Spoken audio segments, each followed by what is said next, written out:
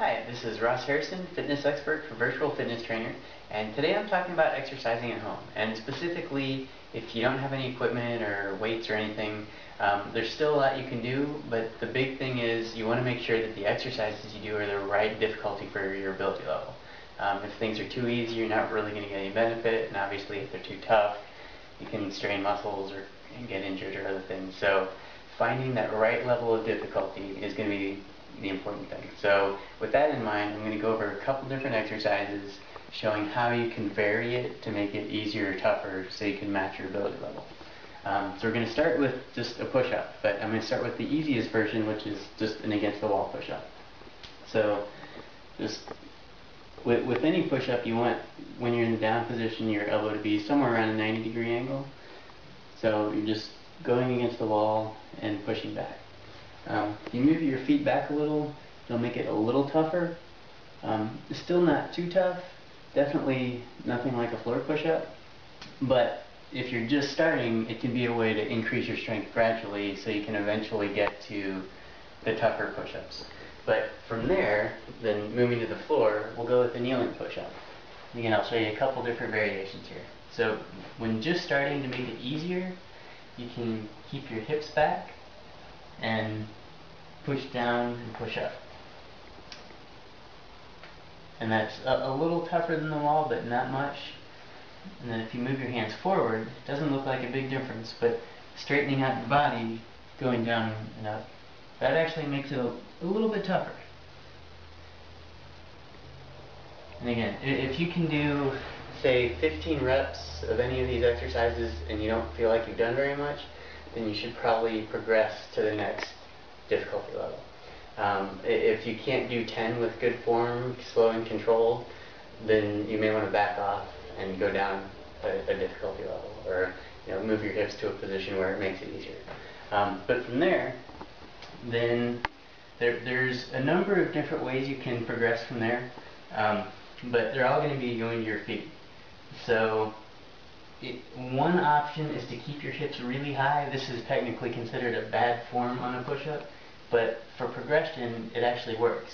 So just keeping your hips high and just going down a little and coming up is one way. You can also flatten out a little and just hold the position. Another thing you can do is lower yourself to the ground and then come up on your knees and raise yourself up and lower again. All of those, they're all easier than a regular push-up, but more challenging than kneeling. So it's really finding what works for you and what level of difficulty is right. Obviously, a real push-up or a traditional push-up, you want your body to be as flat as possible and just go up and down. So if your hips are up or you're doing things like that, it can be okay if you're progressing, but know that there's still a ways to go, and the straighter your body gets and the lower your hips get, the tougher it's going to be. So moving on, I'll show you a leg exercise too. And this, I call it a split squat. I've heard it stationary lunge, various other things, but essentially you're going to put one foot forward, one foot back, which is called a split stance, and then you're going to go up and down like a squat, so a split squat. And it's good to have something to hold on to if you're just starting. So it obviously doesn't have to be a bar, but anything, people can use a couch, sofa, table, whatever, you just don't want the thing to move. So a good place to start, especially if you're just beginning, just go down a little bit and hold it. And again, it's mainly going to work quads, some hamstrings, you might feel some things in your calves, but just holding that is going to start the muscle working. And the lower you are when you're holding it, the tougher it's going to be. But before that, even just going up and down a little bit. And then again, the lower, that's sort of a full range of motion, and at the bottom, you want your knee to be around a 90-degree angle.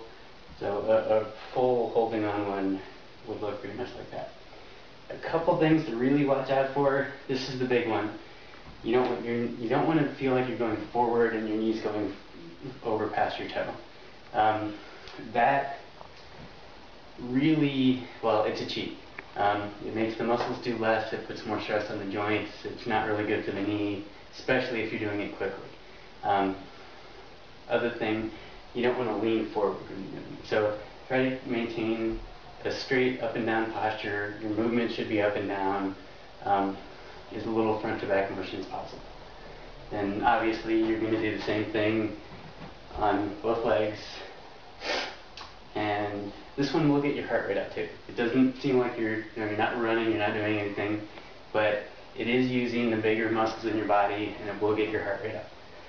So from there, the next natural progression is just doing the same thing, not holding on. It's muscularly not too different, but your stabilizer muscles are going to work a lot more. So going up and down, and if you feel, if you're really fighting, wobbling, things like that, hold on. It's not, if you're holding on, it doesn't mean you're not going to get anything out of the exercises, but if you're trying to do it and you're really fighting the balance, you won't get as much as you should, and you're actually not going to learn good form as quickly. So the difference between what the primary muscles are doing isn't too much different, but the stability is a lot different. So for some people, especially if you have knee issues, avoid any ranges that cause discomfort. And typically holding on will make your knees feel better. And then, because sometimes even if you can do a full one holding on, I've seen people where they go to just partial and they feel their knees because they don't have the stability. But in any case, you can vary holding, not holding, balance, challenge versus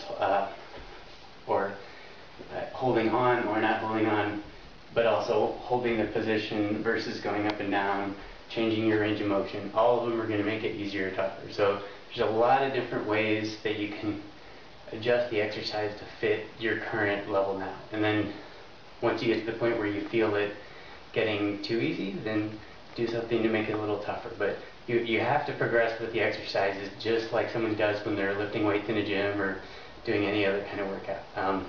But there's a couple good exercises you can throw into any program and find something that works for you. Thanks.